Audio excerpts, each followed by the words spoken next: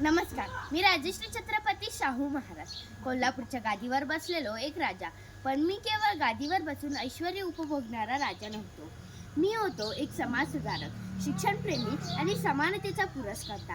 माझ्या काळात भारतात अस्पृश्यता, जातीभेद, अंधश्रद्धा आणि अज्ञानाचा अंधार पसरलेला होता. पण मी ठरवले हा अंधार दूर करायचा. शिक्षण हेच खरे स्वातंत्र्याचे शस्त्र आहे हे मी ओळखले.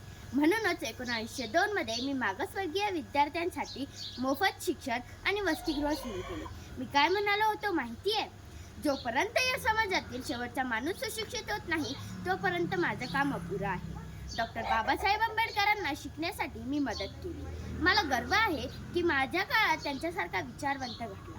मला माहीत होतं जर समाज बदलायचा असेल तर त्यांच्या मूलभूत विचारसरणीत बदल करावा लागतो. मी प्रामाणिकपणे प्रयत्न केले की प्रत्येक व्यक्तीला, मग तो कोणत्याही जातीचा असो, समान संधी मिळावी.